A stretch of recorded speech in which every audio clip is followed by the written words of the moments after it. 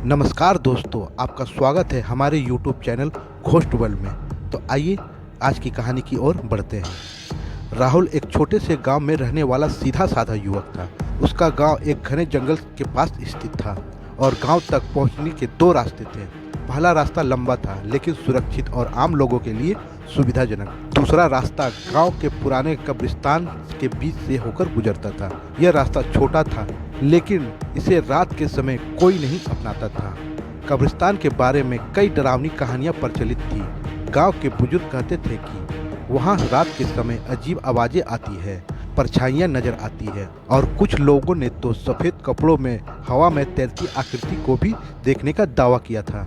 इन कहानियों ने कब्रिस्तान को और खौफनाक जगह बना दिया था। राहुल हालांकि इन बातों पर बिल्कुल विश्वास नहीं करता था। वह पढ़ा लिखा और व्यवहारिक सोच रखने वाला व्यक्ति था। वह अक्सर अपने दोस्तों के साथ इन कहानियों का मजाक उड़ाता और कहता, भूत प्रेत कुछ नहीं होते, यह सब डराने के लिए झूठी कहानियां हैं। एक दिन की बात है, राहुल की नौकरी में कुछ ज्यादा ही देर हो गई। जब वह शहर से निकला तो रात के तकरीबन 11 बज चुके थे।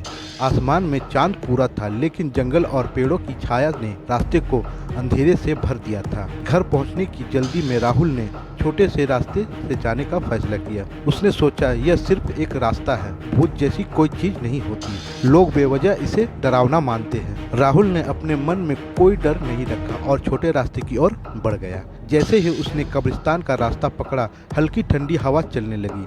घने पेड़ों की शाखाएं हिल रही थी और बीच बीच में उल्लू की आवाज सन्नाटे को और भी डरावना बना रही थी। राहुल ने अपनी जेब से टॉर्च निकाली और रास्ते पर रोशनी डालते हुए आगे बढ़ने लगा। कुछ देर तक सब सामान्य था। राहुल को लगा कि यह रास्ता उतना भी डरावना नहीं है जितना लोग कहते हैं, लेकिन अचानक उसे पीछे से किसी के कदमों की आहट सुनाई दी। वह रुक गया और मुड़कर देखा। अंधेरे की सिवाय वहाँ कुछ नहीं था। उसने सोचा, शायद यह मेरा भ्रम होगा।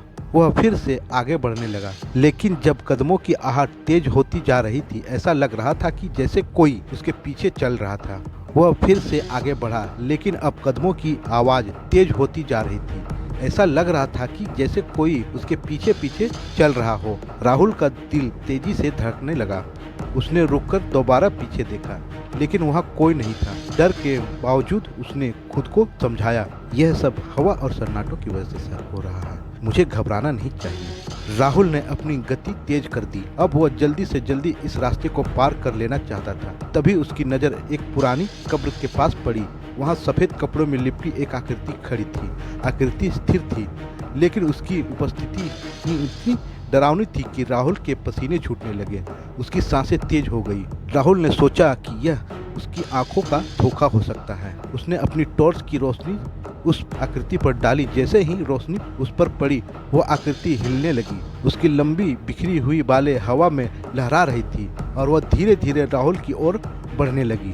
सबसे डरावनी बात यह थी कि वह जमीन पर नहीं बल्कि हवा में तैर रही। राहुल के पैरों ने मानो उसका साथ छोड़ दिया।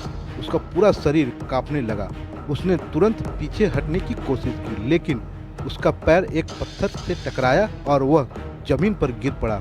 उसकी टॉर्च उसके हाथ से छूट गई और दूर जाकर गिर गई। चारों ओर अंधेरा छा गया। अंधेरे में राहुल ने टॉर्च को तलाशने की कोशिश की, लेकिन तभी एक खौफनाक धीमी हंसी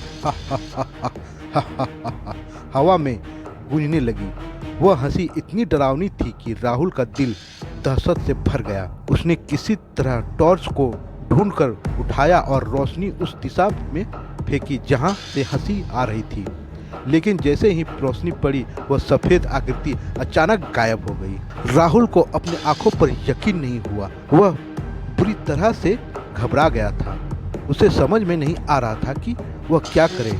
उसने किसी तरह खुद को संभाला और वहां से भागने की कोशिश की। उसके कदम लड़खड़ा रहे थे, लेकिन उसने अपने डर को ताकत बनाकर कब्रिस्तान से बाहर निकलने की कोशिश की।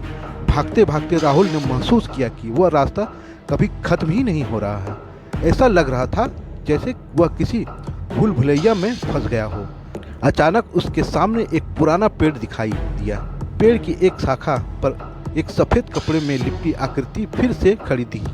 भागते भागते राहुल ने महसूस किया कि वह रास्ता कभी खत्म नहीं हो रहा है। ऐसा लग रहा था कि जैसे वह किसी भूल भुलैया में फंस गया है। अचानक उसके सामने एक पुराना पेड़ दिखाई दी। पेड़ की शाखा पर एक सफ़ेद कपड़े में लिपटी आकृति फिर से खड़ी थी। इस बार उसकी लाल चमकती आंखें राहुल की ओर घूर रही थी। राहुल की चीख निकल गई, बचाओ! उसने अपनी पूरी ताकत लगाकर वहां से दौड़ लगाई।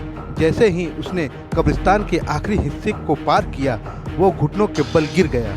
अब वह गांव के किनारे पहुंच चुका था। उसने पीछे मुड़कर कब्रिस्तान की ओर देखा, लेकिन वहां अब सब शांत था। उस रात राहुल ने घर पहुंचकर खुद को सुरक्षित महसूस किया, लेकिन वह सो नहीं सका। उसकी आंखों के सामने बार बार वह सफ़ेद आकृति और उसकी लाल चमकती आंखें घूम रही थी। वह सोचने लगा कि जो उसने देखा वह असल में था कि सिर्फ उसका भ्रम था। राहुल ने ठान लिया कि वह इस रहस्य से पर्दा उठाएगा।